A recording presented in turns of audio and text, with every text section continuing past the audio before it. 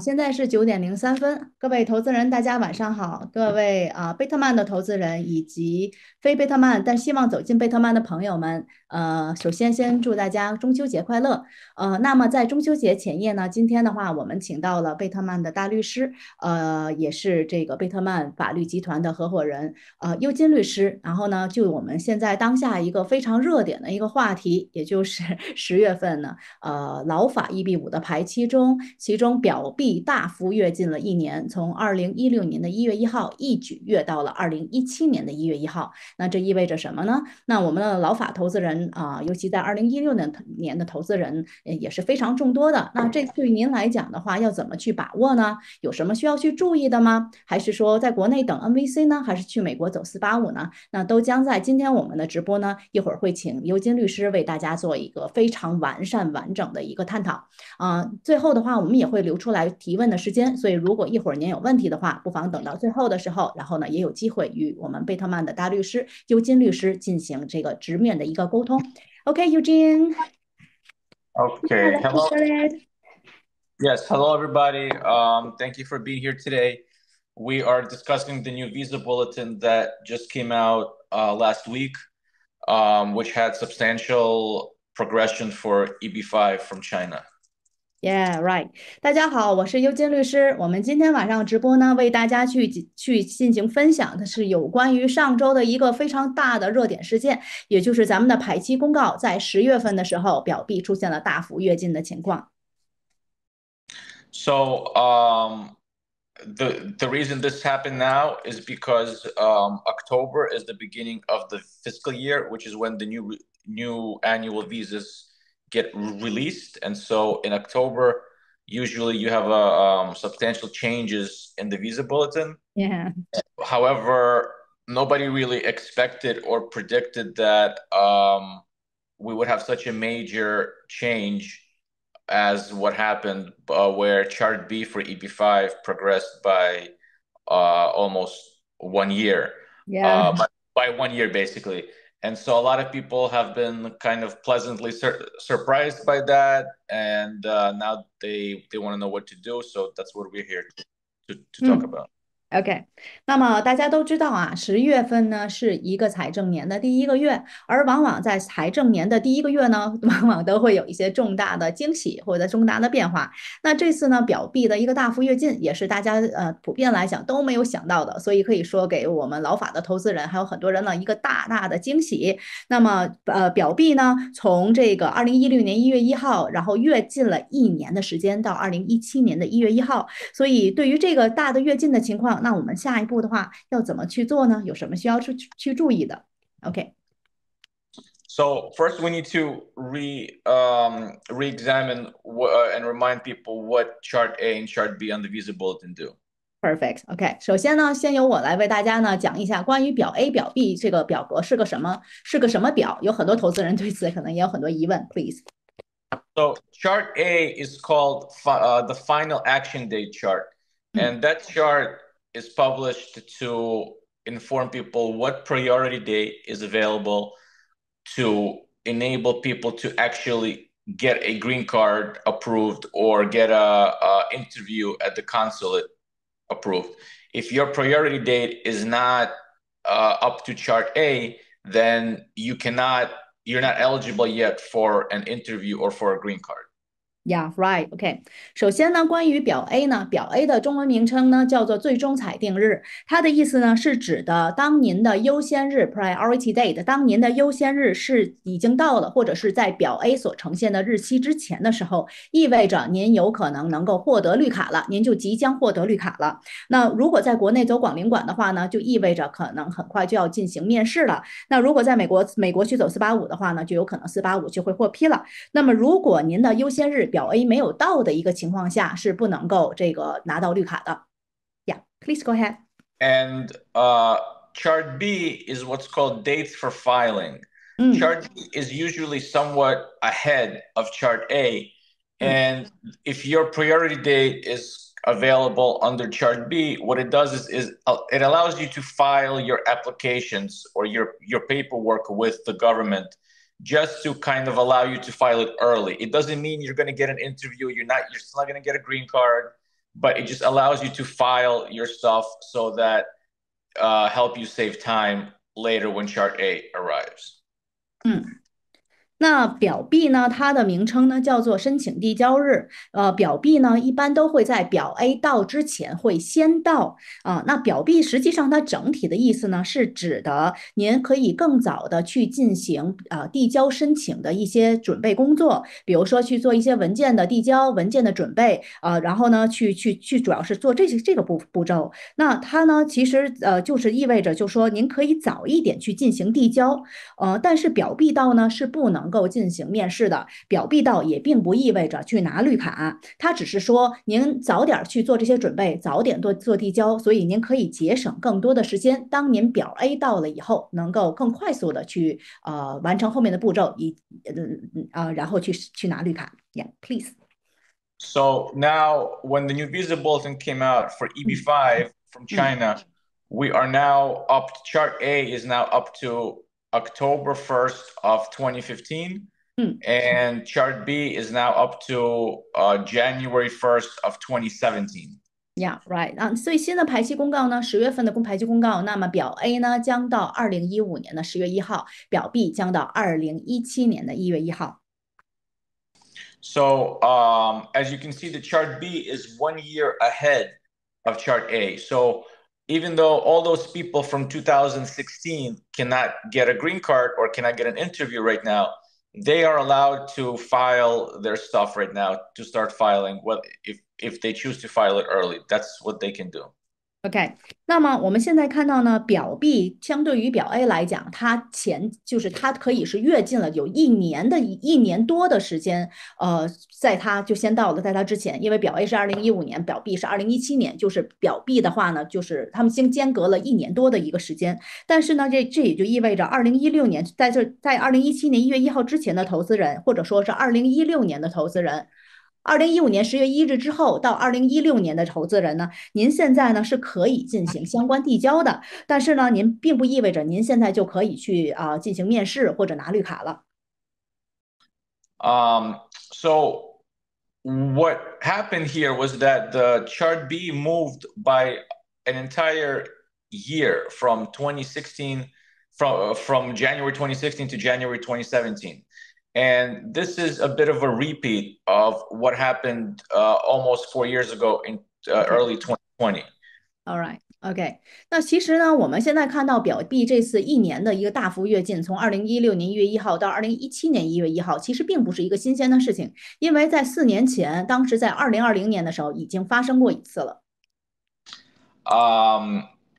In 2020, in early 2020, the Chart B was moved also by 1 year ahead. At that time, it moved from the beginning of 2015 until January 2016. And at that time, nothing like that has ever happened before, that the visa bulletin moved by such a huge amount. And the reason for that was because of COVID and the start of the pandemic. And since the consulates were shut down overseas, they were trying to save visas by letting more people file I-485s in the US. So that was the first time that happened. And then after that happened, the Chart B remained like that, steadily did not move for 3.5 years. And so now they've repeated the same thing for 2016.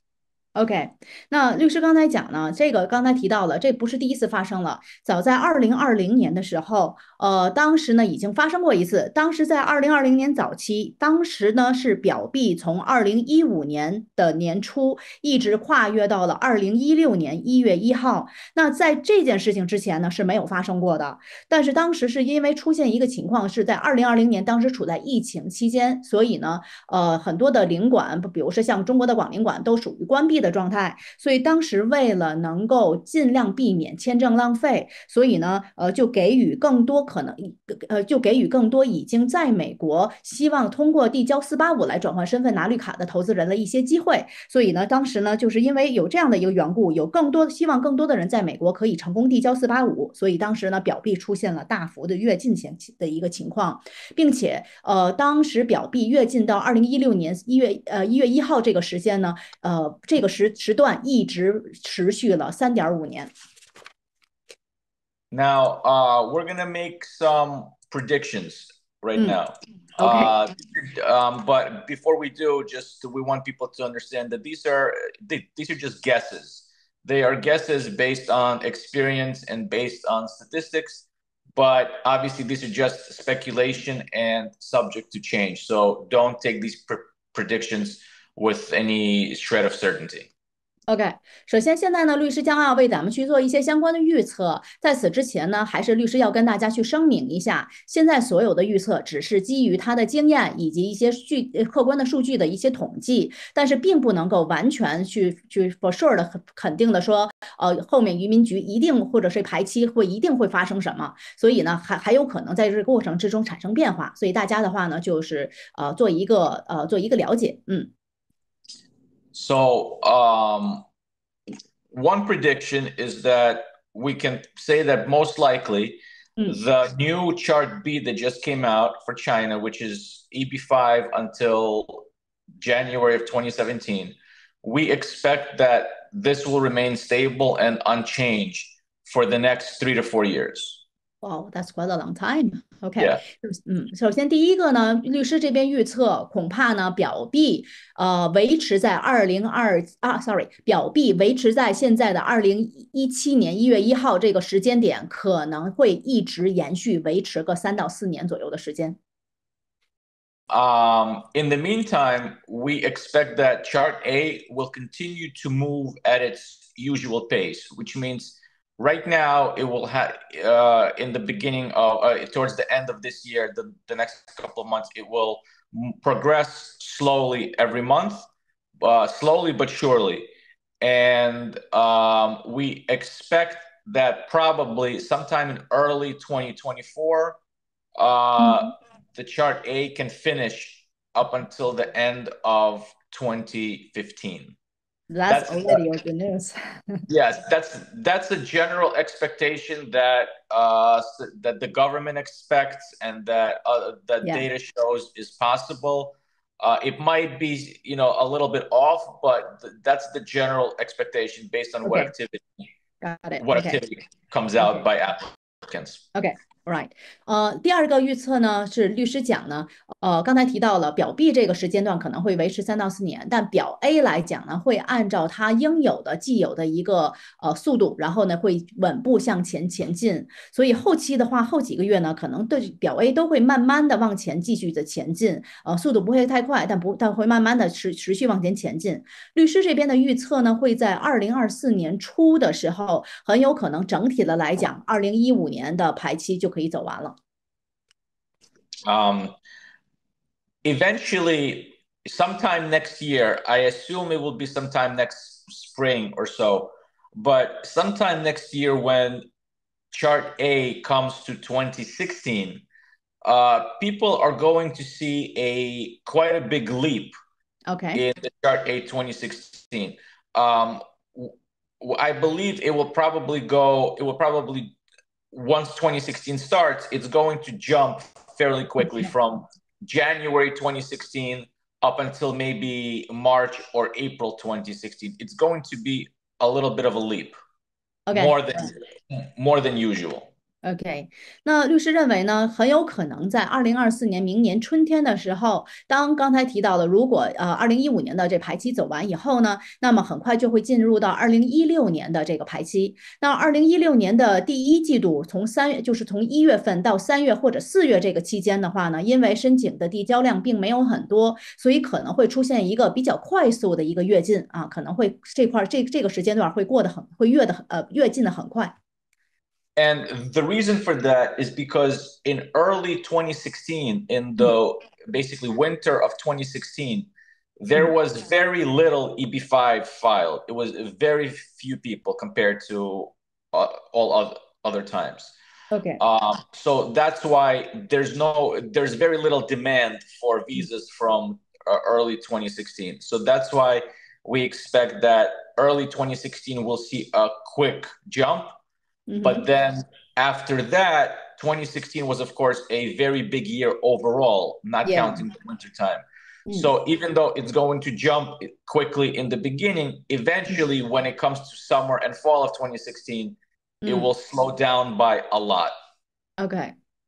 All right，律师讲呢，目前预计，因为刚才提到了，在2016年，早期的，就是这个，就是早期的这些呢，就是当时的递交量是很少的，所以呢，会预计呢，2016年，刚才所提到1月到3月或者4月，这时会出现一个跃进的一个状态。但是这个时期过后呢，毕竟2016年的申请递交量也是非常大的，所以呢，后面的时间2016年又开始开始慢下来，可能走的又会比较的慢。And people often ask, well, how long should I wait? Am I going to expect to wait for my green card? OK，Obviously, it's impossible to predict with any certainty, as I've said. But if you want to make an educated guess, one kind of rule that has worked in the last many years has been approximately 1 year of waiting time for every 1/4 of priority dates. OK， That is a conservative estimate based on the statistics and data that exists. OK，有很多投资人呢，都经常会来去问到，说我大约还需要多少年才能够等到绿卡？那当然呢，就说我还是刚才已经提到的，这个东西确实是不能够完全预测到的。但是呢，基于我们的一个经验啊，还包括一些客观数据呢，只是给大家做一个猜测。那后面刚才提到了2016年的年初的时候可能会有个跃进，之后会慢下来，但整体的来讲呢，很有可能一年呢只能是就是一年的一个时间呢，要去等待差不多整个的优先日期的一个季度的时间，也就是如果是优先日一年只能消耗一个季度的优先日，这是一个保守的一个估计。Now, also important to point out that I guess people are aware, and we'll talk about this later, that people from 2016 can now file I-485s in the US. And we'll talk about that more in a minute, but it's important to point out that USCIS does not accept I-485 filings based on Chart B dates all the time. USCIS usually opens up a window of time for people to file, but eventually closes it a few months later because they run out of capacity to process so many applications. So right now it's the beginning of the new visa year. Chart B is open for people to file adjustment in the US, but that is a temporary thing. Eventually it will close off. OK，right。然后呢，现在律师提到了，就是对于2016年的投资人来讲，如果您已经人在美国的话，那么将有机会在美国去进行485的递交。但是呢，移民局这边其实并不是以表 B 来去接受这个485递交申请的，而往往它是每一个月的时候，有可能才能知道，就是下一个月是不是会会开放 B 表，就是我们常说的开放 B 表，以表 B 来接受这个递交的申请。这个情况呢，是因为为了能够就是让更多的这个在美国的投资人能够进行递交，所以它这个表 B 呢，并不是总是会一直去开放啊，但有的时候呢，就是开了一段时间之后，几个月就全部都一直是关闭了。那这个呢，是根据如果移民局那边递交量过多，所以它没有这么大的一个工作负荷的情况下，那么表 B 就会关闭了。那现在目前呢，10月份的表 B 是开放的，那这个呢是一个短暂的临时的一个情况，并不是10月开放了之后也就持续开放。目前只是能确定10月份的表 B 是开放的，也就移民局可以接受以表 B 接受申请。OK。Now, in the years before the pandemic, so we're talking about 2016, 2015, 16, 17, 18, fiscal year 2015, 16, 17, 18. Chart B was usually open for between 2 to 4 months on average every year. For example, would start in October and close off in December or January, 3 to 4 months. And there was even 1 year when it was not open at all. 嗯。OK，那现在呢，我们看到了，就是在疫情期间，差不多是在2015、2016、2017和2018年的这个财政年的期间，那个期间整个按年来算的话，表币平均起来开放是2到4个月。就比如说10月份开放了，它可能一直会开放到1月啊，这是当时的一个数据。OK，In the years since the pandemic started, 嗯 Chart B has been open longer each year, something around 6 to 8 months, varying each year. So how many months? I'm sorry, I didn't catch it. Between 6 to 8 months every year since the Wow. OK。pandemic started. OK，all right，OK，哦，sorry 啊，刚才呢提到的是疫情之前，就是15、16、17、18疫情之前呢，平均起来表币差不多开放是2到4个月。那在疫情期间的话呢，表币的开放就变长了，差不多平均起来是6到8个月。And again, one of the reasons for that is because during the pandemic, when consulates were really either shut down or very slow functioning overseas, USCIS was trying to allocate more visas domestically for people, and that's one of the reasons. Yeah. Now that the pandemic is over and the visa functioning and the consulates are everything's kind of back to normal. We really don't know exactly how Chart B how long it will be kept open this year. We can only speculate. So that's the data we have. People should understand that it's inevitably going to close off after several months, but how many months we don't know. OK, right, OK。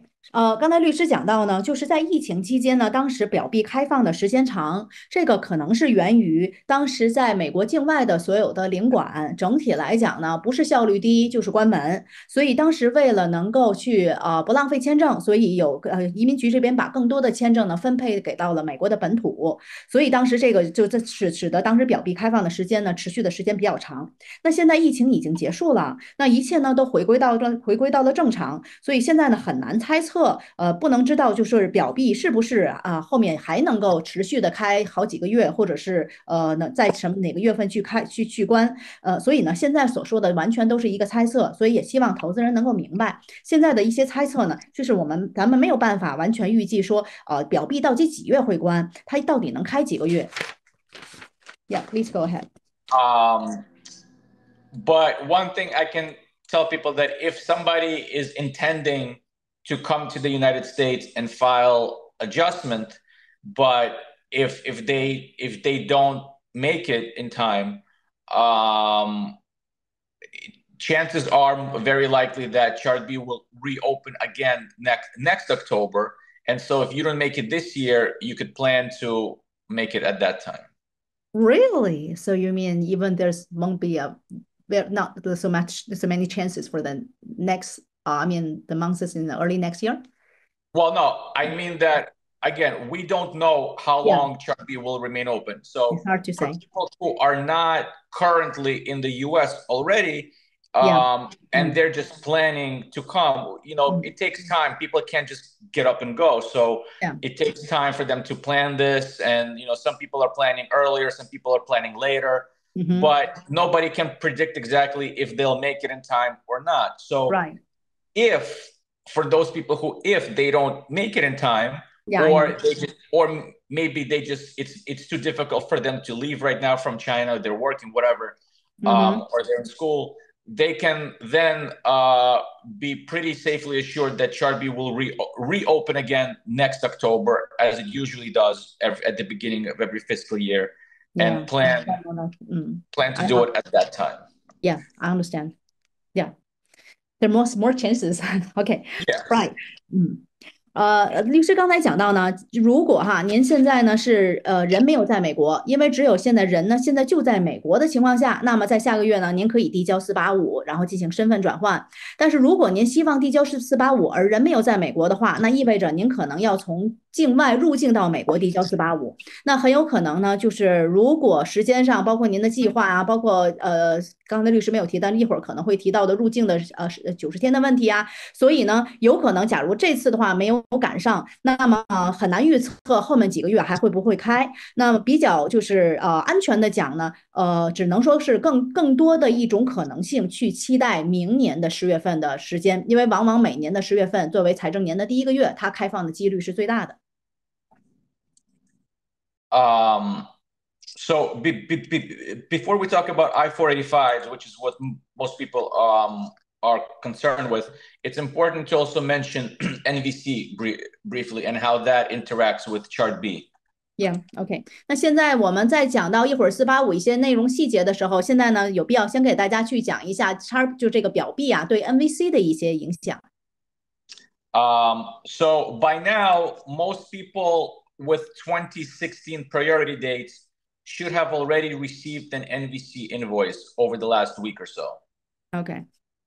到目前为止呢，如果您的优先日是在2016年的话，那么2016年的投资人到目前为止，您应该是已经收到了 NVC National Visa Center 国家签证中心给您发的这个收据的信息。For once they get their invoice, they are then eligible to go online to pay the visa fees and to start preparing their visa documents and visa application forms. OK，那您一旦呢收到了NVC 的这个收据，就意味着您可以在线上可以进行这个签证费的缴纳啊，然后或者是准备相应的文件的一些申请。There's no deadline or no specific rush to do that.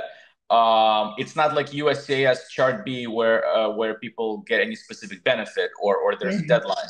Okay. So they don't need to rush. They can take their time. Those people who plan to do I-485 can ignore NVC.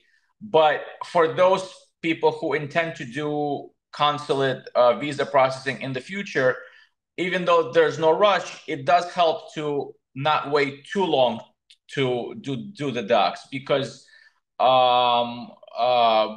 if you get it done, basically, the sooner you get it done, the quicker your wait will be for an interview eventually when Chart A arrives. So don't rush to do it tomorrow, or maybe not even next month or whatever, but at some point over the next half a year or year, I would recommend people to complete their NVC process. OK， 那刚才呢，律师讲到说 ，OK， 把它记好啊。OK，Right， 首先呢，就是关于 NVC 这个步骤的话呢，它不像是那个表 B 呀，就是移民局表 B 每个月有开放的这样一个限制，所以需要去赶。那 NVC 这个呢，理论上讲它是没有这个最后的 deadline， 就是这个最后的日期的。就是在这个期间的话，您可以慢慢的根据您的情况，然后您的步骤，然后去进行 NVC 相关的申请和缴费。也可以就是快一点但这里面呢也提到了，就如果您已经决定在美国走485的话，那么您也可以就不做 NVC 这一步了，就可以忽略这个了。那反之也是亦然。假如说您决定在国内走 NVC，那您也可以考虑就不再走485了，这都是可以的。但是呢，律师也有提到哈，因为如果您早日的完成了 NVC 这个步骤，那就意味着当您的表 A 到的时候，那您能够更快的去被安排相应的面试。所以呢，律师也建议说不用那么的着急，说哎呀明天就要把这个做完，但是尽量也不要拖得太久，尽量呢在半年以内呢把这些呢尽可能的往前赶，把它做完。Now let's talk about all the things that people need to know for filing an I-485. OK， 那我们现在来探讨一下关于485递交的相关的问题。One of the most important things people need to understand is that when you file an I-485 under current policy, if you have a child on your case who is close to potentially aging out of eligibility, filing an I-485 will lock in the age permanently. OK，right。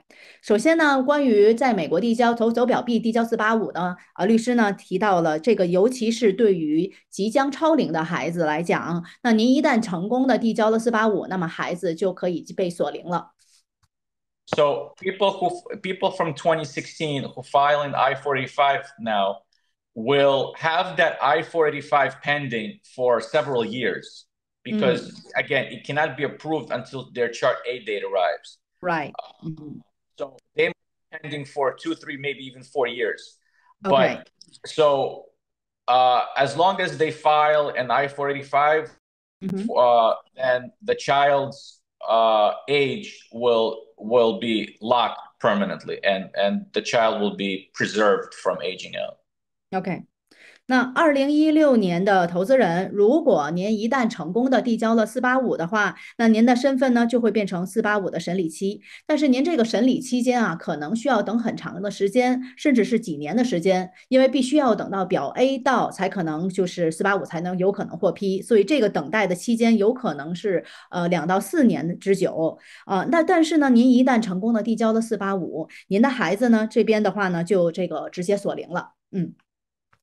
But important to point out that that only works for filing an I-485. Filing a NVC under Chart B does not lock the age under current law. 那跟大家要强调的一点呢，是目前线下的政策上来讲呢，只有在美国递交485，以表 B 递交485才可以实现锁零的这个目的。那如果您是在国内以表 B 去递交 NVC 的话，是不能够锁零的。We know that there are a lot of people who have a child studying in the United States, or sometimes even working under H-1B in the United States. Okay. But the primary EB-5 investor applicant is the parent who is in China. Okay. It's important to understand that in these situations, the child living in the United States, or even the spouse living in the United States, cannot file an I-485 alone without the principal applicant. The primary applicant must file an I-485 either first or at the same time in order for any other family member to file it as well. All right. 那我们知道呢，咱们很多的投资人呢，可能孩子现在都是在美国留学，或者呢，现在以 H-1B 或其他的一些身份呢，在美国工作。那么现在的问题是，如果孩子不是主申，而是父母是主申的话，那么辅申就是附属申请人，包括孩子或者是配偶，是不可以直接去进行485的递交的。所以这个时候，只有主申同时或者先于附属申请人去递交485才可以。The second thing that's important for people to understand about filing I-485s and eligibility, there's what's called the 90-day rule. OK. 下面呢，我们要跟大家讲一下关于递交485中的这个非常重要的这个90天原则问题。The 90-day rule says that you should not that you cannot, but you should not file an I-485 less than 90 days after your most recent entry into the United States. OK， 这个90天原则呢，它指的是您不应该，并不是不能够啊，但是您不应该就是在您最近的一次入境美国的时候，以非移民签入境美国的时候，在90天以内去递交这个485。The reason for that is what's called visa intent. Because non-immigrant temporary visas, such as student visas or tourist visas, the purpose of those visas is to be in the United States temporarily and then depart. And so the USCIS has, the government has a rule that if you file an I-485 or do other things, take other actions within less than 90 days after your most recent temporary visa entry, then there is a automatic presumption that the person misrepresented the government about their intentions upon entering the United States. So, for example, if somebody came in as a tourist, yesterday with a B1, B2 visa, when they enter, they are representing to the government to say, I'm here as a tourist temporarily to just go on vacation and then leave. If they take some kind of action, including but not limited to filing adjustment within a short time after that entry, the government will say, well, since you came in as a tourist and then 1 month later you filed for a green card in the US, we're going to assume that you lied about your intentions when you entered, that you were not really entering to be a tourist. You were intentionally entering to file for adjustment. Okay. So Can you give me some minutes? Yes, I'm sorry. That's what the rule means. I just wanted to summarize. OK，all right，OK，那这段律师讲的比较多啊，给大家这个翻译一下啊。这个呢，主要刚才提到的这90天的一个问题呢，主要是涉及到了叫做这个签证意图的一个问题。因为不管您是以学生签证还是旅游签证这种非移民签证去入境的时候，您的目的呢，都是指的您这个非移民签证当下的一个目的，它都是指的您是一个临时的进入到美国之后一定会离开的一个状况。所以，如果您在这个期间呢，就很短的时间之内，然后您去这个递交485或采取相应的行动的话，那么就有可能会自动的被认为是您可能是在进行这个入境的欺诈，或者是您入境的意图不明确这样的一个情况。那律师呢举了一个例子，比如说呢，您是拿着旅游签证 B 签证入境，那您说呢，您 B 签证入境呢，其实就是指的旅游嘛，来这个美国度假，度完假之后，您就要离开美国的。那如果呢，比如说1个月之后，您呢就开始递交那个485，或者是做相应的其他的这个申请的话，那么那就意味着您进入美国之后，很短的一个时间之内就进行了这个其他的移民意图的一些行为，那么就意味着可能会认定您当时入境的意图是在撒谎，那么这个时候呢，就有可能会被认为是入境欺诈的一个问题。OK。So people often ask if this is a very serious thing, if they should really take it seriously, or if it's okay to just file anyway, less than 90 days. The answer is it depends. It depends on a lot of factors. Any lawyer, including myself, will always tell people to be very careful, and they'll say, well, it really depends on how much risk you're willing to take for your case. Okay. Some people prefer to take more risk. Some people prefer to not take any risk at all. So it really depends on you. OK，right，那很多的投资人都会问到哈，这个90天这个原则会不会那么严格呢？那这个风险有多高呢？那通常来讲呢，就是如果就是正常的，如果你要是让我们就是这个律师这边来回答的话呢，我们说呢，这个其实呢是因人而异的，取决于呢您个人来讲愿意去承担多大的一个风险。但对于律师来讲的话，肯定会要告诉大家说，那希望大家要注意这个问题，并且呢要尽量就要小心。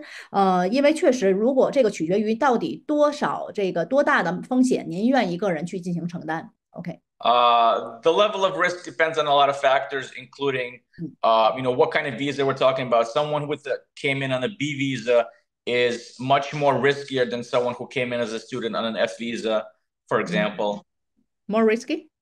Yes. OK，right，OK，那这个呢，就是其实关于这个就是这个风险啊，它可能会有很多种的因素啊，包括可能呢，就是旅游签证它所面临的这个风险的话，要大于学生签证所面临的这个风险。And the level of risk for something like this also depends a lot on how strict the government is being with enforcing it.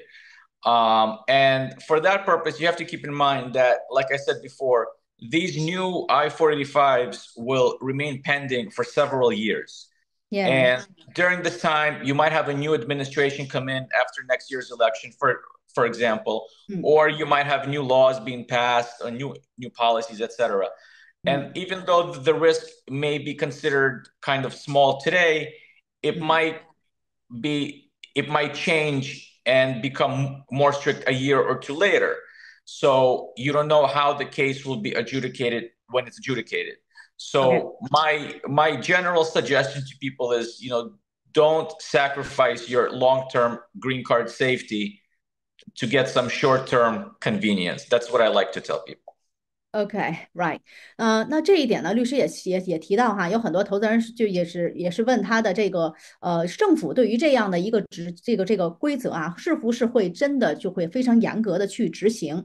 那律师讲到呢，因为现在这个表币跃进的一个原因，所以485如果您即便成功递交的话，可能这个审理期也需要很长的时间，甚至可能需要几年的时间。那这几年的时间里面，有可能会有新的政府上台，有可能会出台新的法规，有可能会有一些新的政策，所以也许即便在今天来讲，就是这个风险的话没有那么大，但是这个过程之后的话，它也有可能会变得很大，所以确实是很难去估量它这个风险的政策。所以律师整体的建议呢，还是希望大家能够明白，就是尽量不要，就是关于90天原则的问题，不要因为这个短期的这个便利，或者是希望这个小的这个便利而这个让您的长远的这个移民申请的安全呢去牺牲，这样子。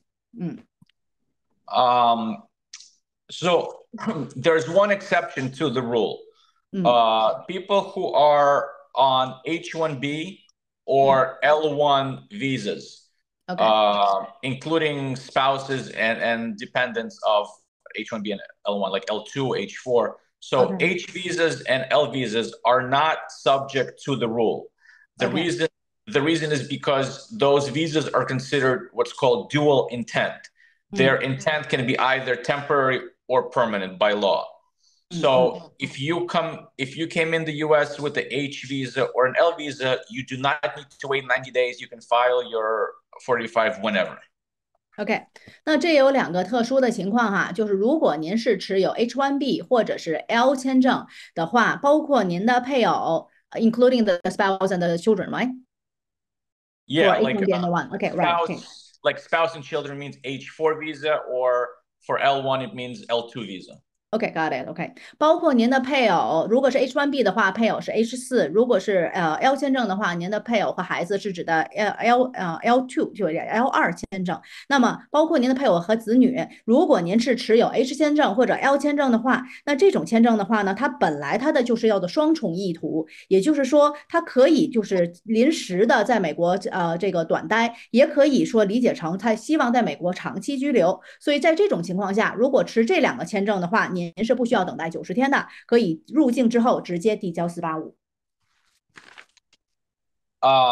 Now, the process for filing 485, after you file it, you will get a receipt, a OK filing receipt. It takes approximately 3 weeks. OK，我们现在来说一下关于递交四八五的一个程序。那您在递交四八五之后呢，大约3周之后，您会收到一个收据。When you file an I-485, for those 嗯 who are not aware, 嗯 filing an I-485 in the US will give you legal status in the US to 嗯 stay while the I-485 is pending. 嗯 So once you file your I-485, you do not have to rely anymore on any other temporary status. You do not have to rely on your tourist visa anymore. If you're a student, you can quit school. You do not need your F student visa anymore, etc. OK So pending I-485 will allow you to legally stay and work in the US. And so after you file it, you get a receipt. And when you have the receipt and you know that it's been filed and everything's fine, you are 嗯。legal to stay in the US. OK，律师现在讲到呢，就是您一旦成功的递交了485之后，并且呢3周之后收到收据，那么就意味着您在美国的身份随即就是合法化的了。您的身份作为485审理期在美国是合法的，那这个时候您就不需要再去担心或者是依赖于其他的非移民签证了，这里面包括旅游签证和学生签证。包括您就可以在美国正常的去生活了。Yeah，please go ahead。You will need in order to file your I-485, you will need notarized birth certificates, notarized marriage certificates, and notarized divorce certificates as applicable. OK，right，那跟485相关要准备的文件呢，是您必须要准备好您的出生证明、婚姻证明或者是离婚证明，这些都是需要被公证的。people often ask us about, do I need a police certificate, a non-criminal certificate? The answer is no. You need one of those when you're doing Guangzhou visa processing, but you do not need it for I-485. OK，那有投资人问到呢，是否需要去做无犯罪无犯罪证明？那这个呢，在美国是不需要的。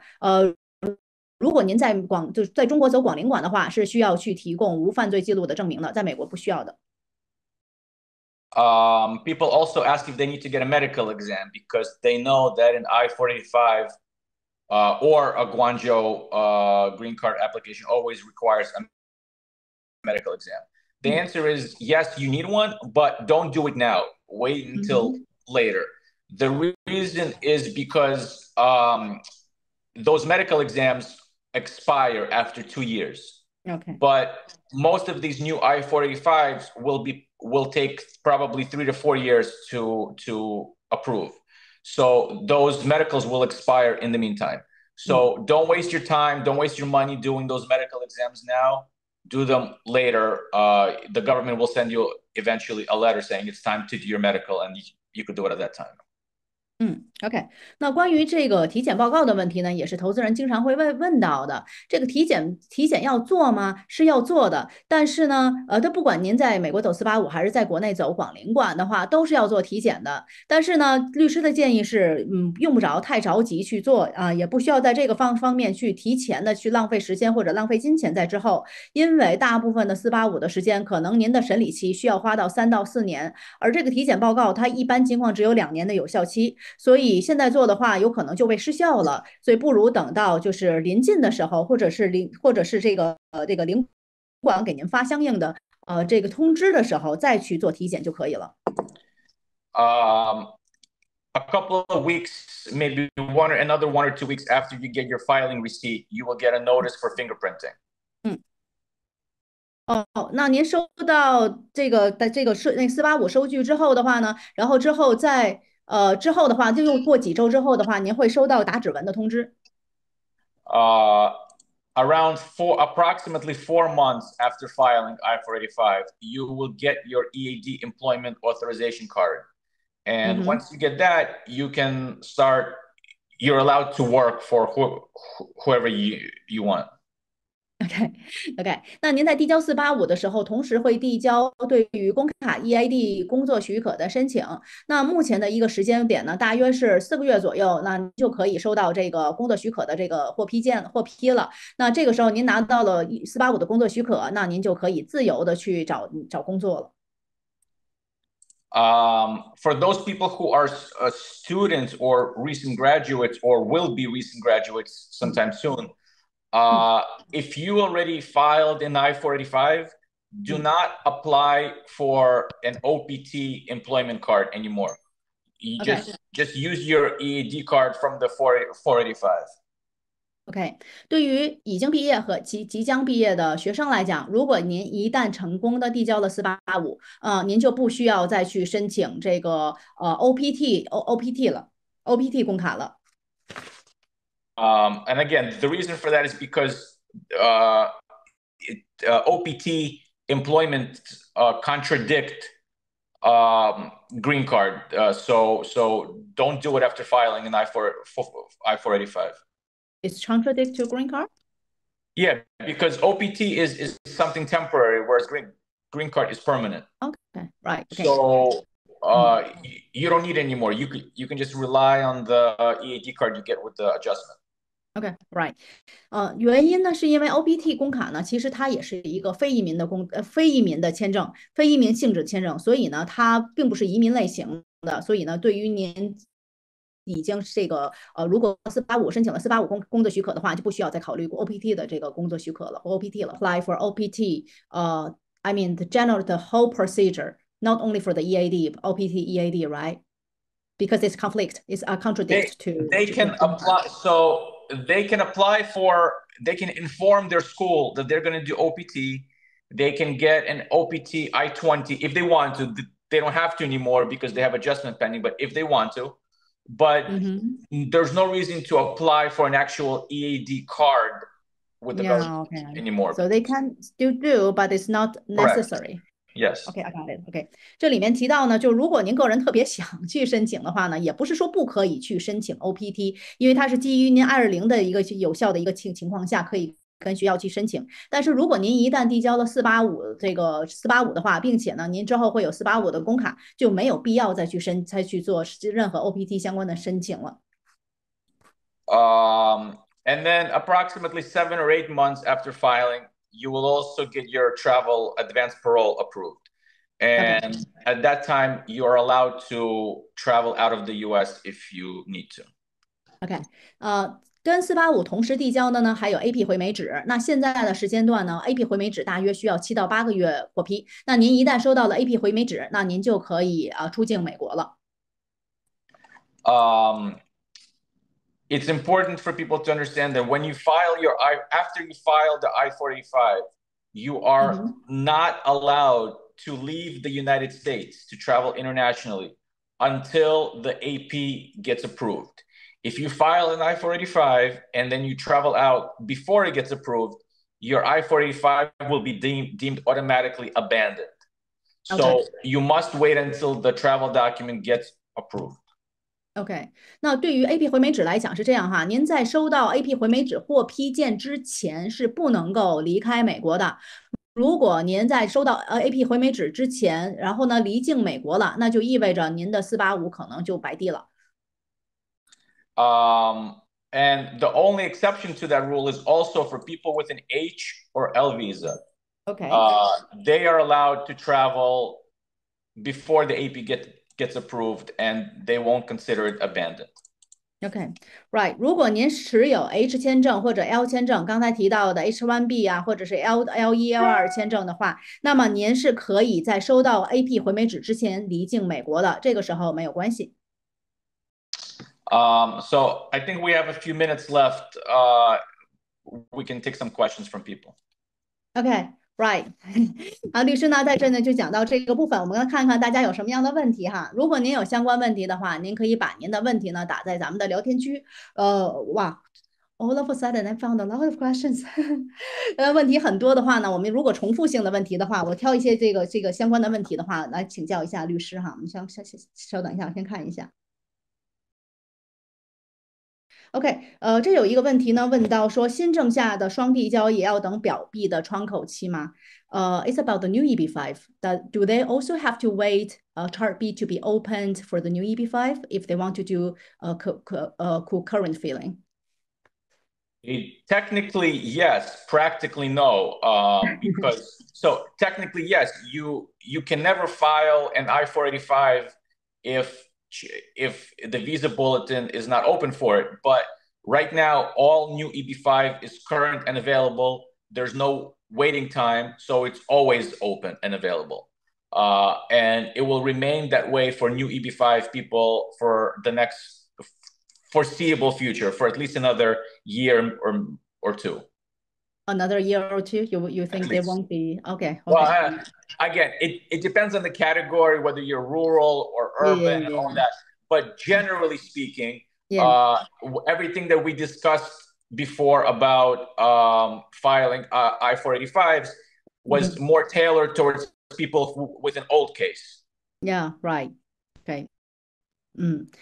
律师讲呢，关于新政下是这样哈，如果呢我们按照理论上讲的话，新政也是要等表 B 开放的，但是实操的情况下呢，您是不需要等待表 B 开放的。为什么呢？因为现在关于新政下，在排期公告，就是排期公告现在是没有排期的，那现在是无排期的状态，所以也就是有足够的签证，所以也就是它就是可以就是属于是表 B 是随时开放的。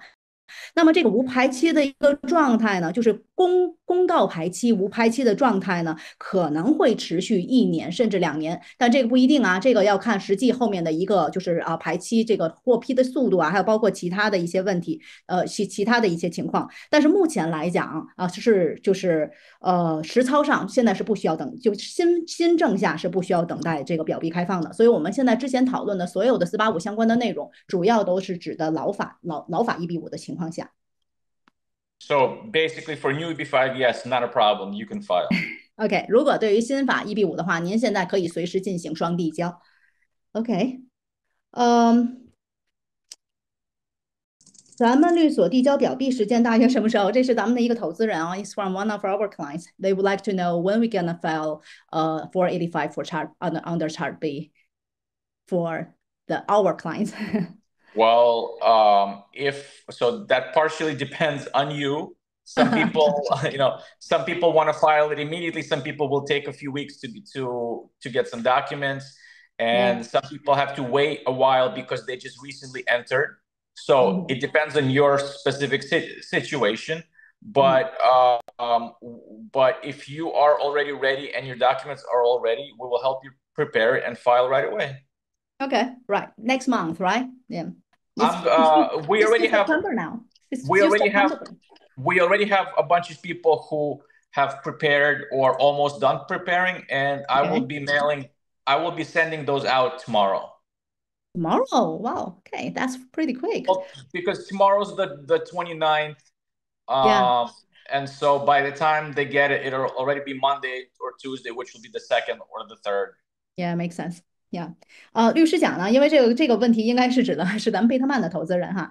首先呢，就是关于什么时候可以去递表 B 这个呢，其实整体来讲还是取决于您这边的时间是不是都已经做好了相关的准备，或者是您已经决定的去做这件事情。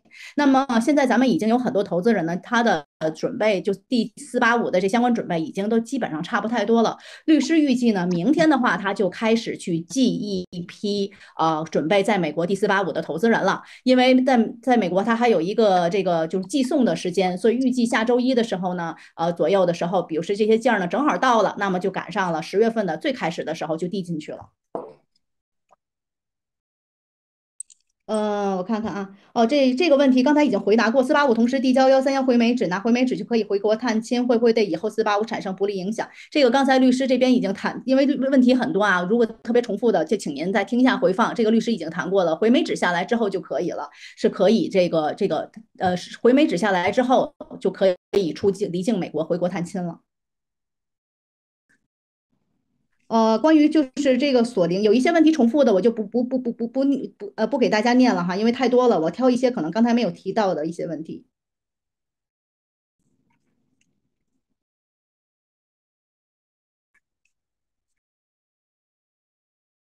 Here goes the question，这有一个问题啊，AOS 状态下主申请人结婚，请问从添加配偶的时间算起，配偶多长时间可以进入到 AOS 状态，即可以合法在美国生活？Well, under the situation of AOS, actually, I don't really quite understand what is AOS stands for. Right, but Adjustment of status. okay, fine. Okay. The question is, PA has been married, so from adding up the spouse, how long can the spouse get into get into process of the AOS? Means can be legally As live long in as the state. you're legally married, and you have the marriage certificate, the spouse can join you and file an I-485 immediately. Immediately. Immediately. The only applicable rule is also the 90-day rule for the spouse. That's all. Yeah. In other words, if you married someone who entered the U.S. recently, they need to wait. Otherwise, can file. Yeah, right. It's almost the same. Right. 如果您主申请人结婚的一个情况，假如他已经在美国了，那并且已经处于这个主申请人的婚姻配偶的一个状态下，他从递交的时候，随时就可以就是这个去递交485了，随时就他递交485的话，就可以合法的在当地生活了。但是仍然，如果是从中国地区的话，配偶要进入到美国，非移民签入境要等待90天的原则，这个规则是不变的，是一样的。所有的不管是配偶还是怎样，只要是从这个境外进入美国的话，都要等待90天的原则。一般递交之后的话，就可以这个身份就合法了。就刚才律师也提到，就是您正常的就是在3周之后等到485的这个收据收到的话，基本上整个这个过程就正常了。这里有一个问题，待够90天会不会质疑我原本的入境目的 ？Will there be any problems like even after staying for over 90 days, but still like to question the original plan under the non-immigration visa? Sorry, can you repeat that? I didn't understand. I mean, even the client stay in the States over 90 days, will there still be any problem that to be questioned their original intent when entering the No, States? a very, very tiny chance if there's some very unusual circumstance, but generally no. 那整体来讲，90天之后的话，被怀疑原本目的可能性就很小，整体来讲可能性就很低了。提交就合法，还是拿到 EAD 才合法？Well, the client would like to would like to confirm whether filing 485 can be legal or have to wait till the approval from of EAD. I'm sorry, whether what? Yeah, means to be legally stayed in the States, legally You're legal allowed, status, you're right considered, after filling the 485. you're considered in legal status, and you're allowed to stay as soon as you file your I-485 and you get a receipt to confirm that you filed 485. Right. Yeah, EAD right. EAD card is only for work. You can't Yes. work until then, but you have legal status to stay upon filing. Yes, correct. 您是递交了485之后的话呢，就合法了。刚才也提到了，3周之后您会收到收据，证明整个过程就都没有问题了。那EAD 工卡只是说明您可以去工作，这个跟那是两回事儿，就是您递交485之后收到收据即合法。OK，那孩子是主审递交485拿到回美纸，仍会保留 F 签证约3年，此3年内出入境建议用回美纸还是 F 签证。Well, the child is a PA. So after getting the AP and filling 485, this F1 visa will still be valid for another 3 years. So in this still 3 years, so which visa do you recommend if the child want to go back to China?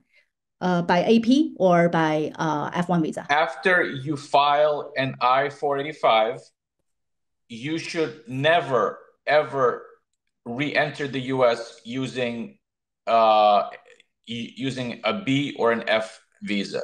You must use the AP. Must. If you leave and people have done this, even though they know the rule, people have done this because they just forgot and they were careless. Okay. And this is really bad. If you have adjustment pending and you leave and you re-enter using your old B visa or F visa, then you will encounter big problems because you're telling the government that I'm entering temporarily as a tourist or as a student, but in fact, you already have a green card application pending. So you will cause yourself huge problems if you do that. The only exception, again, is H and L. For everything else, you must use AP. Okay, what if they enter with AP? So will that mean the F visa will be invalid for forever, for good after that? The F visa will be invalid, right? What do you mean? If they will be enter expired. You mean the F visa? Yeah. The F visa will not necessarily be expired. It will still be valid, and but you should not use it. For example, like if the 485 has been refused, yes, then in most cases you can go back to that. Yes.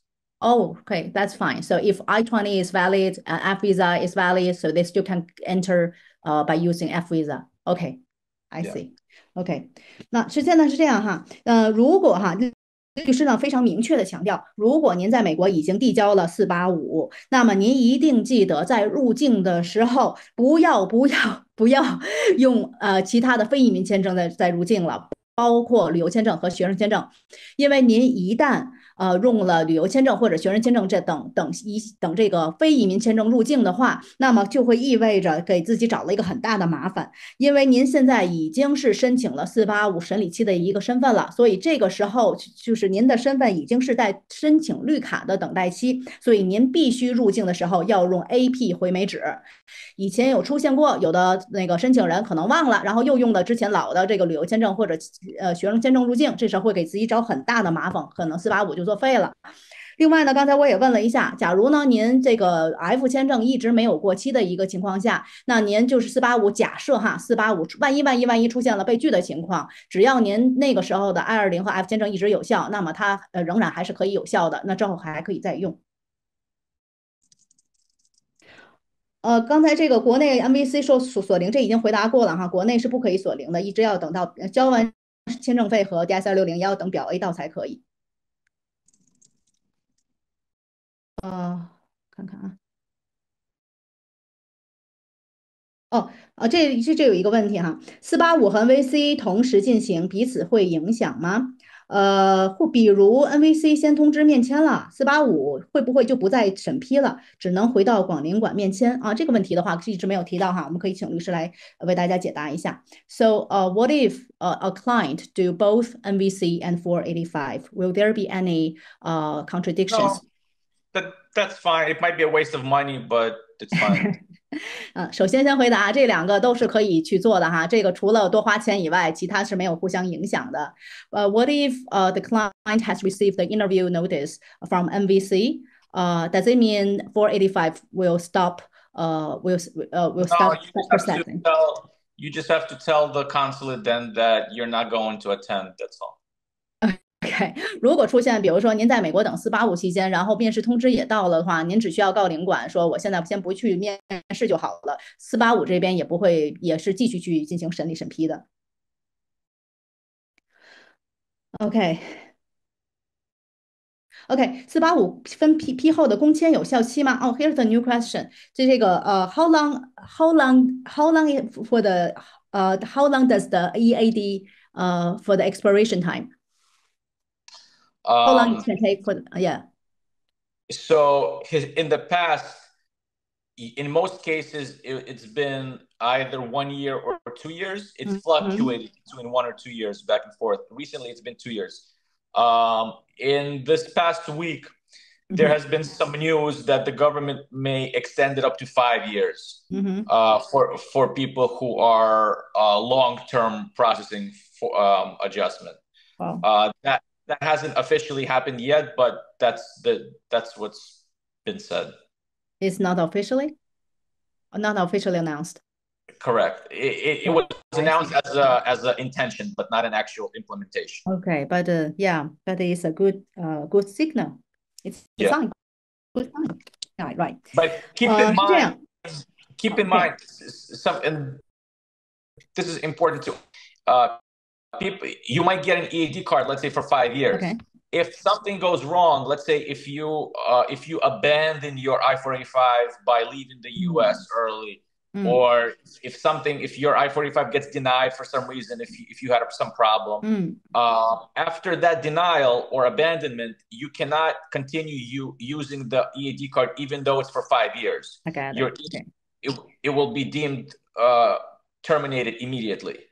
哦，OK，OK，right，是这样哈。那以往呢，之前呢，工卡呢有效期差不多是1到2年啊。最近几年呢，它的工卡有效期一直是2年。但是在这个几天前啊，几周前呢，就政府呢出台了一个，不是出台，不，它还没有正式的公布，但是它呢发了一个这样的一个意图的一个信息，就说呢这个工卡呢可能会延长到5年的一个有效期。当然这还没有被就是这个官方正式的去证实，但是这个确实已经看到了类似的消息。那有可能工卡以后的话，它的有效期一下子就会从2年变成5年的一个时间，这样就比以前更长了哈。那但是这里有一个问题，假设哈，如果比如说您在485期间，这个 AP 和美指没有下来之前就出境美国了，然后因此导致485被废掉了，或者说您的485被拒了。假如出现这种情况的话，那么即便您的工卡可能长达5年或者5年的一个很长的时间的有效期，但是只要485一旦出现了被拒的情况，那么就意味着工卡会立即的失效，就不能再继续使用了。OK。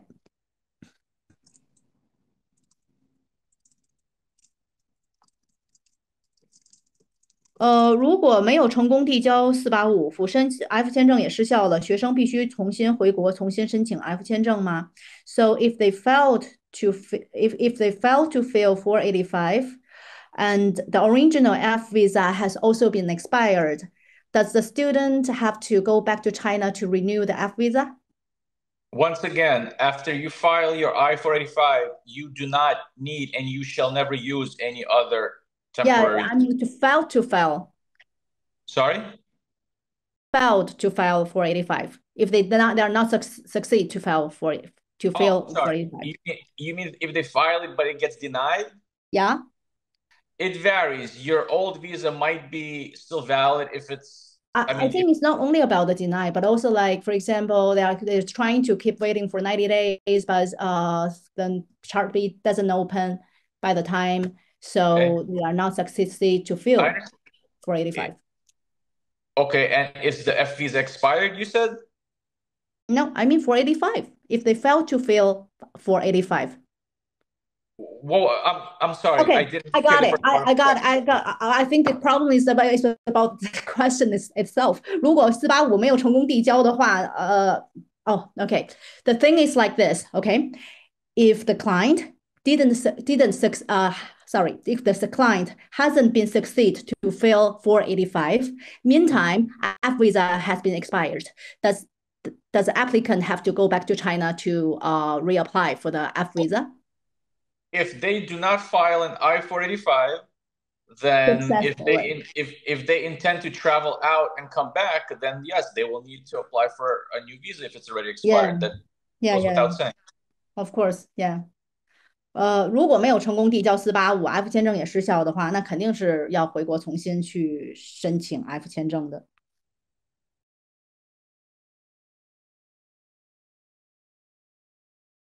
关于锁零这个问题，刚才律师在前面已经讲过了哈，就是现在只有在美国递交485才可以锁零，在国内走 NVC 的话不可以的。我想您的问题可能是说如果这个分开的话，我也帮您问一下吧，因为咱们今天问题太多了哈。Here's a question. Well, the PA is the parent. So they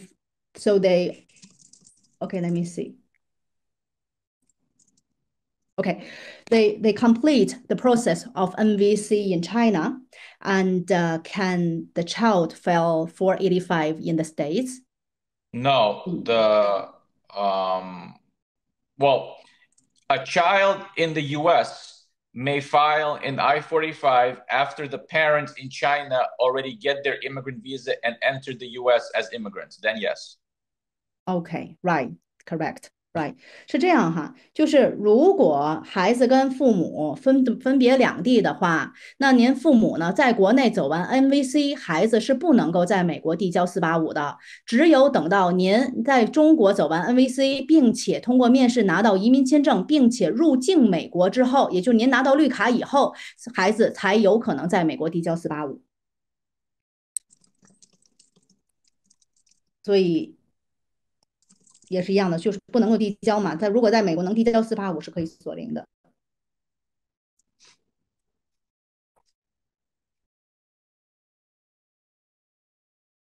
我来看一下有没有一些，就是因为问题比较多，就是咱们没有讲到的问题哈。OK， 这个问题，拿到 AP 回美纸后，离开美国的时间有限制吗 ？If they receive AP, how long they can stay out of America?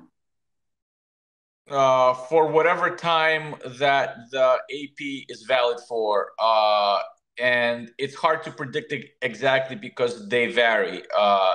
If the AP is issued by itself as a standalone document, it's usually a 1-year validity from the time that it's approved.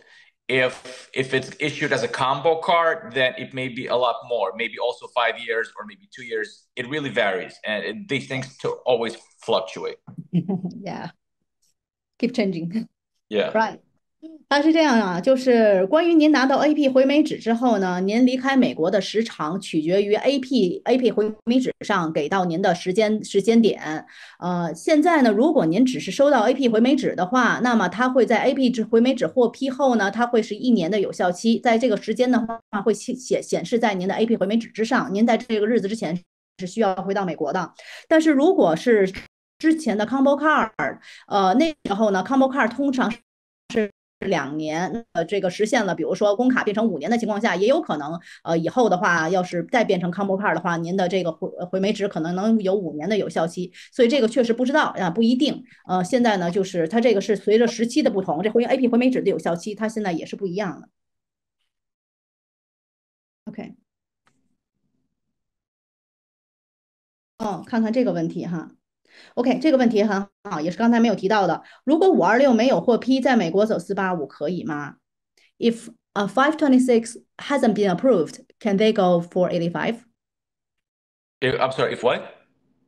If I-526 hasn't been approved, Oh, yes. If your I-526 is still pending, you are allowed to file an I-485 anyway. OK，Just keep in mind that if the 526 gets denied, then your 45 will also automatically get denied as well. OK，got it。OK，如果您的526没有获批的话呢，现在是可以允许在美国，只要符合刚才说的485相关的这个规则，表 B 到表 B 开，那么526未批的话是可以在美国走485的。但是如果526被拒的话，485也会被拒。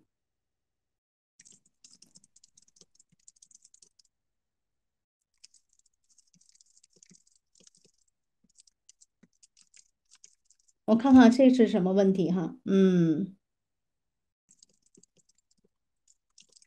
这个问题是比较，嗯，不完全是跟这相关，又有一些相关。我们来说一下，主申和辅申是夫妻，但是排期中离婚了，现在又复婚了，提交485。那律师建议是在中国复婚，中国还是美国复婚，有没有影响？Well, here's the question. Well, the couple has been divorced during the waiting time, and now they're gonna do remarry to file 485. They would like to hear your advice. Should they remarry in the States or in China? Will there be any effect? That is a complicated matter, and it's a very case specific matter. The location of where they get married is completely meaningless. Nobody cares where they get married. But the fact that they get married, regardless of where it takes place, may or may not sometimes trigger some suspicions. I have seen several recently cases where the government has some suspicions when someone gets married very briefly before filing for some immigration benefit, regardless of whether it's 526 or 485 or other things. So it sometimes does trigger some suspicion whether the marriage is a real one or not. And if there are such suspicions, then they will eventually set an interview for them to discuss, to kind of assess whether the marriage is what's called bona fide or not, legitimate. So that does happen. I see. But they are couples already. They're couples and divorced during the waiting time. So will there be any problem? If when people I have seen this recently at both USCIS and in Guangzhou, when people who are have been married and get remarried and then got divorced and then get remarried again shortly before the green card or the visa interview, etc., it does sometimes trigger such suspicions. It does happen.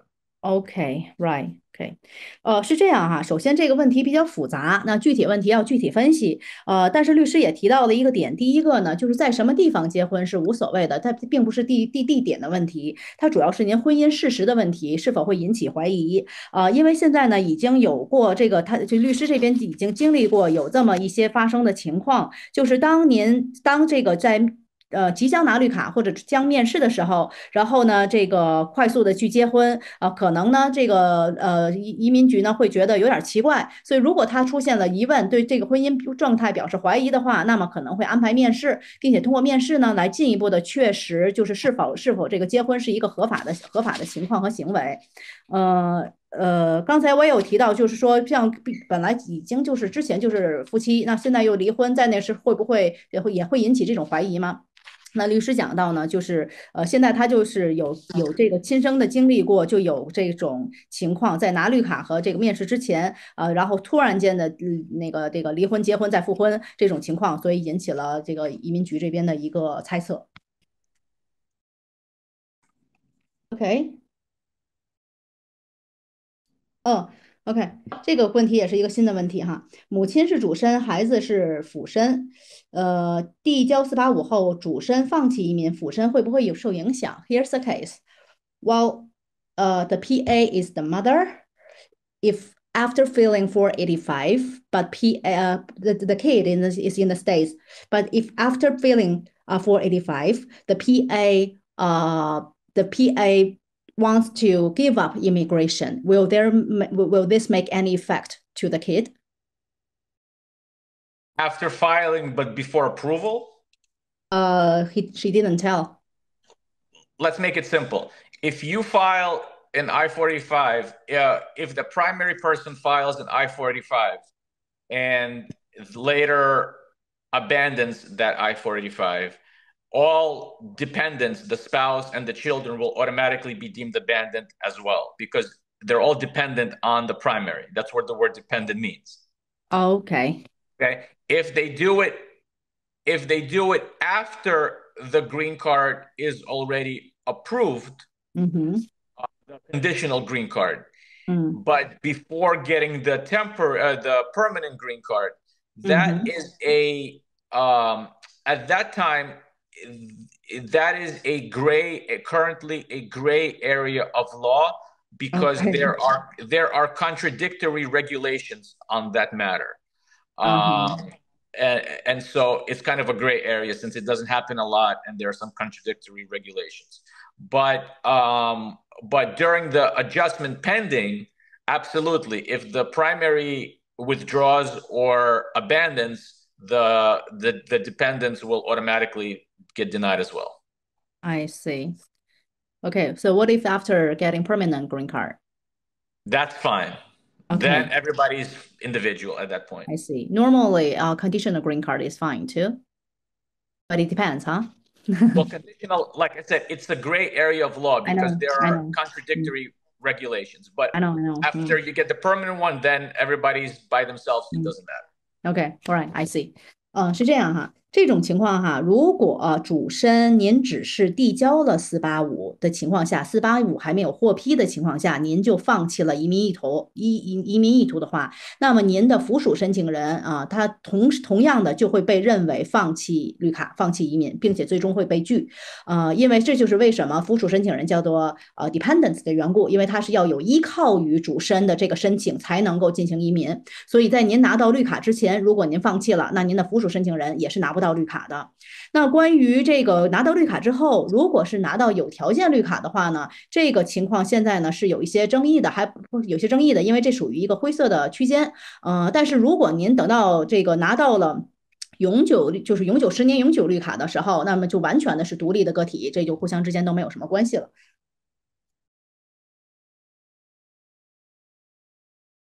OK，我们再看看有些什么样的新的问题啊，稍等一下。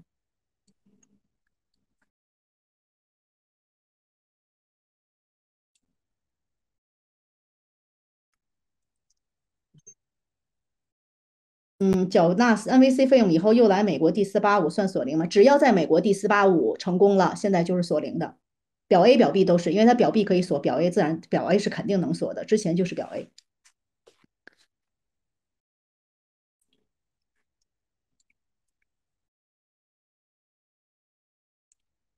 这个问题我没有看明白。申请父母在国内父母是主申请，孩子是 F 签证高中，等父母申请主递交后，F 就可以递 F1了吗？F1吗？他不是 F1的话，他怎么在美国念高中呢？还是您可能是不是想写的 F 是孩子要递那个485呢？这个问题的话，如果是这个投资人，您可以再重新把您这个问题再描述的清楚一点哈。他如果不是 F1签证，他也不可能在美国念高中啊。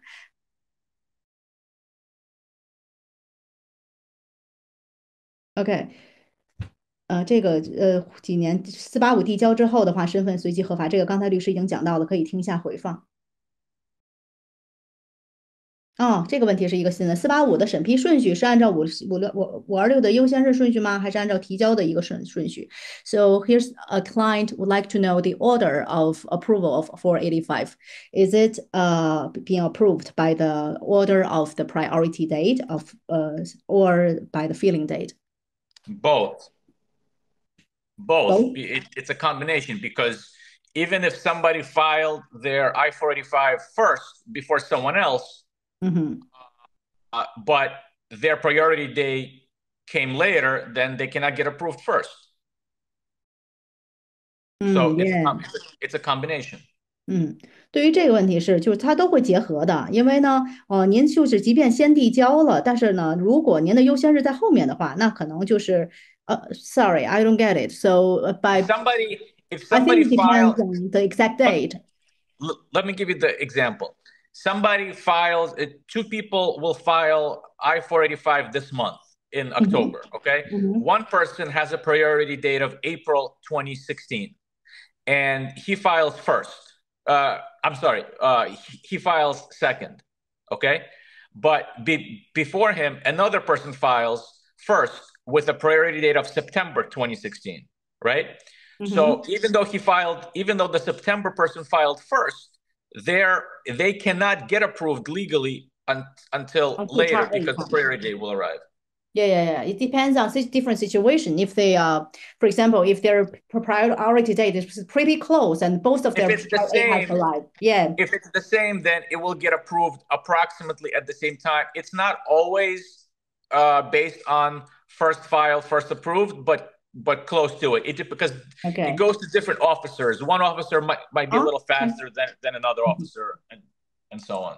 OK，这个呢，就是它的整体来讲哈，就是它也是根据您的具体的优先日来定的。那律师呢举了一个例子，比如说呢，您可能是2016年12月份的优先日，但是您是先递交的。然后呢，另外一个人呢是2016年4月份的优先日，他可能是后递交的。但是这个时候呢，就是表 A 什么时候如果到了，表 A 到485才会获批。表 A 如果2016年4月份的优先日到了，那还是2016年4月份的，这会先被获批。但如果比如说表 A 一下子就是2016年12月份获批了，那这个有可能就是跟它里面的递交有关。但如果这两个时间都非常接近的话，通常就前后差不了太多时间，因为它有可能这个案子的话呢是不同的 officer 在去做，所以它也差不了太多。OK， 我看看啊。请问表 B 可以走到2017年4月底？One client want you to predict when can the chart B goes to April 2017.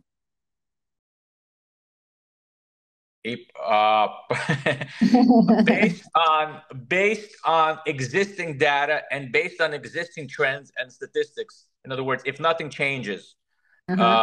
If no laws change, no policy changes, and so on. If everything stays the same, I would guess sometime in sometime by the end of 2026. 2026. Sometime in late 26 or sometime in early to mid 27. That would be my guess. Okay, right. 律师讲啊，这个预估只是一个预估而已，在一切政策所有的内容都不变的情况下呢，那2017年4月份的话呢，您做好2026年底到2027年的一个心理预期。AP 入境是走海关外国人通道还是走绿卡那边啊？这是一个完全新的问题啊。If the client enter US with AP, so which lane should they go to? To the foreigner lane or the green card lane? I'm not sure. I believe different airports have different lines that they mix them in different ways. But generally, I think still like a foreigner. Still like a foreigner. Yeah. Okay. I mean, the AP is a form. It's not a visa, but it's similar like a visa. OK，I see。律师说呢，就关于这块儿的话呢，他并不是特别熟悉边检、关注海关这一块儿，但是他猜测呢，可能还是需要走这个外国人这个通道的啊，因为那个 AP 的话，它本身不是一个签证啊，但是它有点类似像是一个签证，为让你入关用的。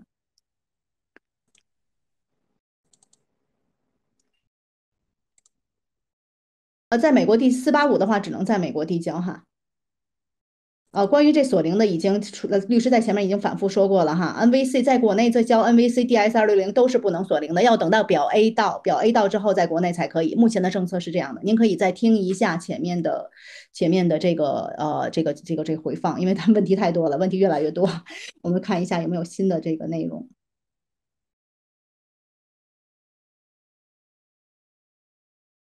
回美只停留多久？这也刚才讲过了。工卡目前这也前面讲过了，工卡获批目前整体来讲差不多是4个月左右，3到5个月。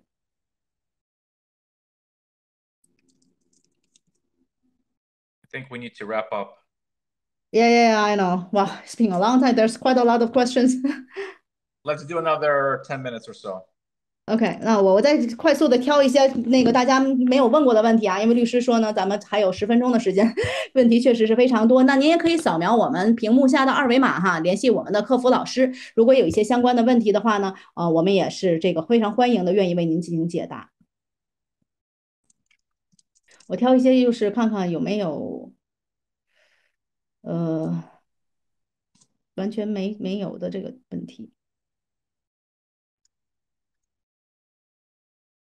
这有一个英文的问题，我可以直接问一下啊。If 956F of a project is rejected by USCIS, the approved combo card will be revoked. Yes. Okay. Technically, if 956F gets denied, then in turn every 526 gets denied. In turn, Yeah. every 485 gets Yeah. denied.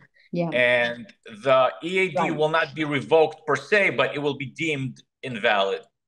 I see. So, in other words, if you keep working with it, and you will be committing fraud, basically.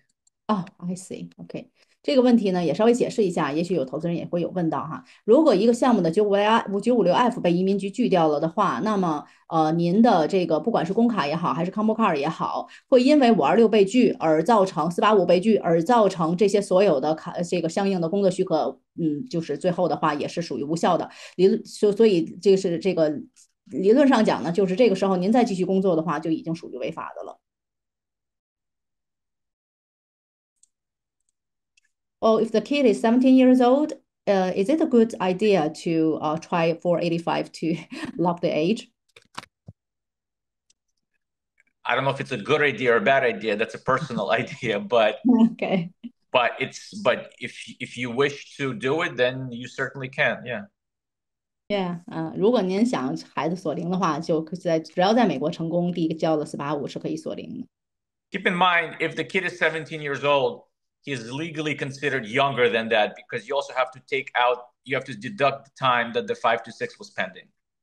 嗯。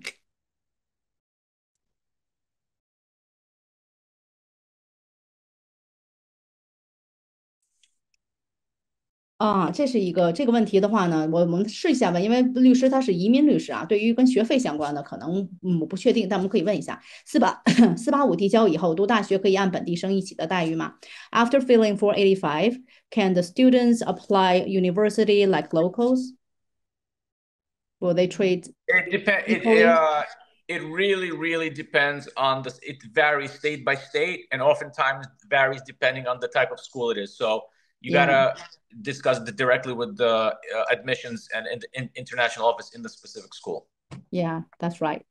关于递交485之后哈，这个因为每个地区还有学校的政策都不一样，您具体的需要去咨询您学校的这个招生办，然后具体的去了解。理论上讲，这律师这边没有提到的话，这里还会涉及到有些州会有要求的本州生的概念，包括居住期和这个纳税的问题。这个您具体的话可以再去跟学校这边再去问一下。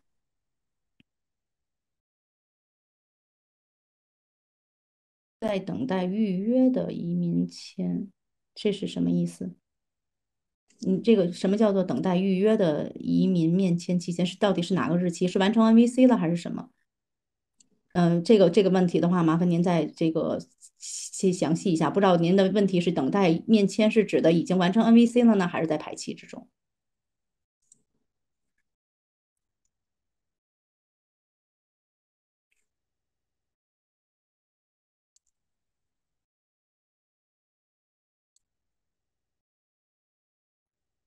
哦，OK。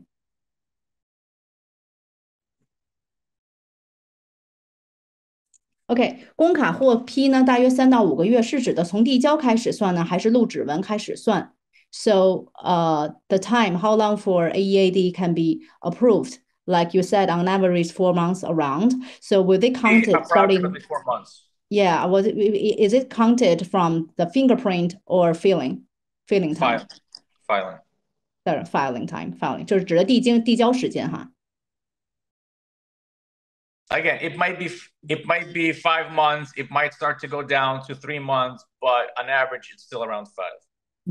Right 基本上是就是有时候快一点的话呢，可能3个月；慢一点的话，可能5个月。现在平均审理期是3到5个月。如果485被拒，还可以在国内走广领馆吗？If 485 has been denied, have been refused, can they still try the Guangzhou consulate? Yes. 如果485 Again, 被拒，it depends on the reason why it got denied. So if it got denied because of some personal issue that makes the person inadmissible, then they'll have the same problem in Guangzhou. But generally, the answer is yes. OK，整体来讲啊，如果您485被拒的话，是可以在广领馆再走广领馆的。当然了，这也取决于一些具体的原因。如果比如说485被拒是因为某一些，比如说是不允某些，比如说是因为个人不允许被入境的话，那么在走广领馆的时候也会出现同样的一个结果。等待去广领馆面签期间，可以以10年旅游签入境吗？我想这个问题应该是他已经收的是等到。Well, this question is a little not unclear. Well, anyway, I just translate directly to the English. While waiting for the interview of the Guangzhou South Consulate, can they still enter U.S. under B visa? If they already have a B visa, they most certainly can. That's not a problem. If they don't have a visa and need to apply for one, they can do that as well. Not a problem, but they have somewhat of an increased. 律师这边应该是在接一个电话，我先。Hi. Can you hear me? Yeah. I got disconnected for a second. If they don't have a visa and need to apply for one, then they might suffer some increased risk of possible refusal because of immigrant intent. Yeah, right. But 你 a lot of people still do it successfully, so it's really a case by case. will there make any difference between already done with the NVC and before done doing with the NVC?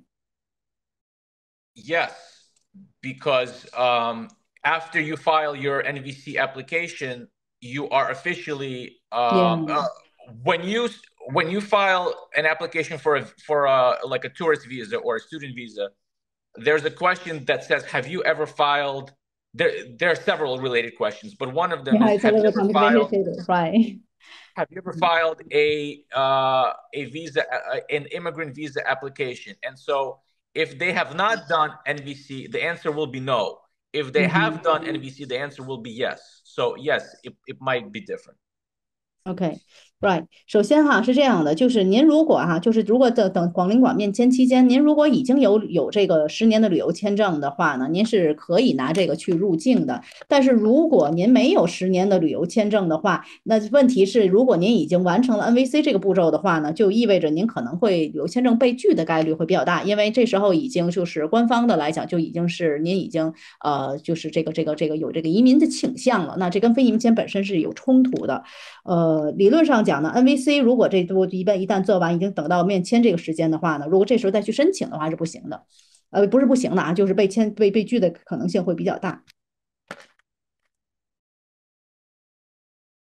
OK，485什么情况会被拒？For what kind of cases can happen like for A485 can have been denied?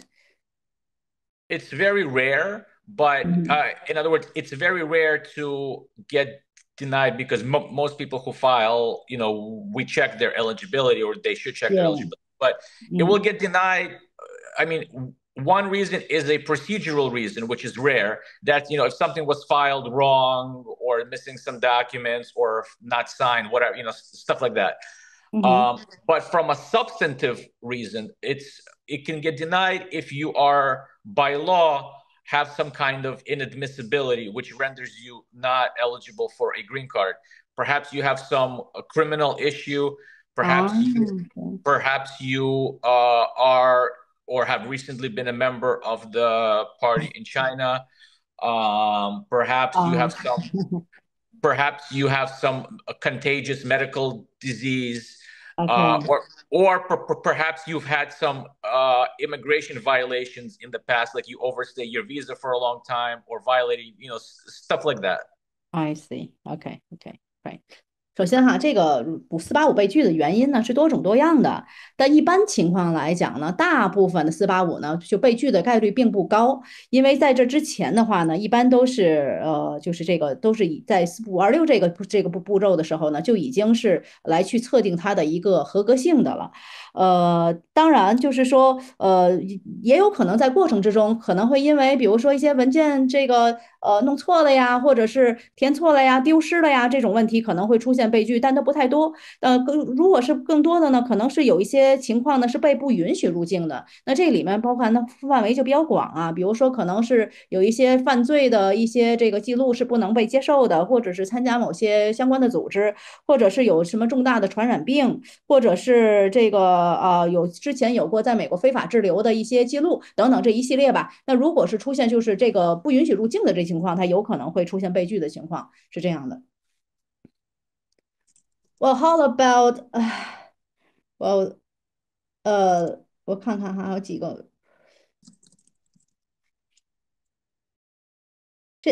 Eugene, how about let's do another two two questions? Okay. OK，我们再回答两个问题哈，我看一下。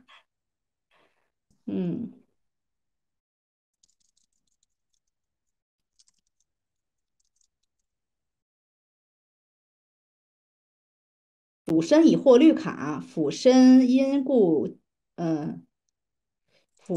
延期，继续等待广联管面签，可以第485吗？这是那个可以的哈。如果他要是这个我还是给问律师吧。Well, the thing is, PA has already got green card.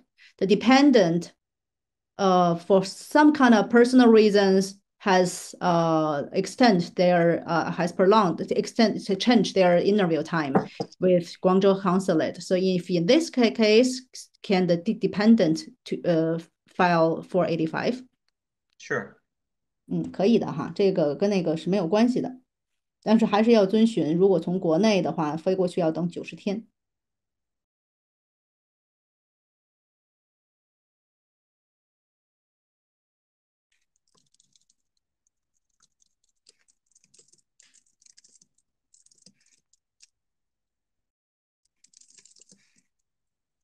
OK，我们看一下这个问题啊，我看看哪个问题。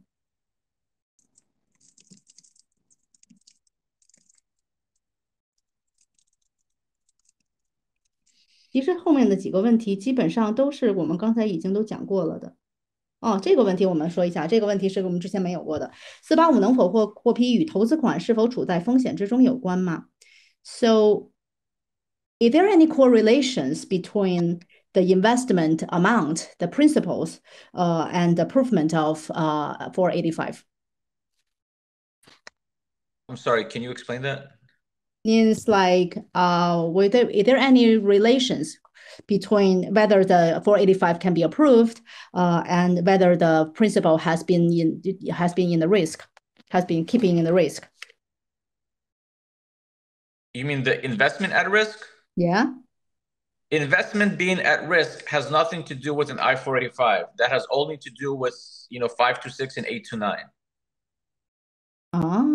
Okay. Nobody will look at that or know anything about that. it has nothing to do with the 485 stage. But the point is, like for most of the old investors, their 526 has been long proved, has been proved long ago. So, for example, if they withdraw the money and make the money not at risk anymore, if somebody withdraws the money from an EB5 project when they're not supposed to, they in most cases the projects will not allow them to withdraw until they first withdraw their I-526. So if you withdraw your I-526, then you can't file a 485. Oh, okay, I see. OK，是这样哈，就是如果您涉及到了，比如说资金呢，就是这个项目呢，正常的来讲，它是不允许它是会一直在这个要求这个资金是处在移民局要求的处在风险之中的。那如果在移民局要求处在风险之中，现在是conditional card with another 2 years at the earliest time from the USCIS, right? Say that again. I'm sorry. Yeah, I mean the earliest time to withdraw is the 2 years after getting a conditional green card. Yes, for all DB5 people, yes, that's the earliest. Right, OK。对于老法投资人来讲呢，仍然是就是移民局可以接受的撤资的最早时间是拿到临时绿卡后2年。所以在这个期间，如果您比如说想撤资的话，这时候撤资项目呢如果是撤资。是没有满足移民局这要求的话，您要求撤资的话，所有的项目都是要求先要撤掉526的。所以说，您这样直接撤资的话，项目它也是撤不出来的。所以如果它的前提是必须要先去撤掉526才可以了。所以这就解释了为什么刚才这个律师讲。485能否获批与投资款是否处于风险之中呢？实际上它没有直接的关系。投资款是否处在风险之中，是指的主要是在于您的526的审批以及829的审批。但是因为526的这个获批，如果已经获批了，这个时候您想撤资，但是您撤资是撤不回来的，除非您向移民局提交撤案的申请，否则的话钱是回不来的，直到您拿到临时绿卡2年这个时间点。所以这个本身来讲，它就是一个这个互相之间有要求的一个状态。所以如果526被撤的话，那485肯定也就不能获批了。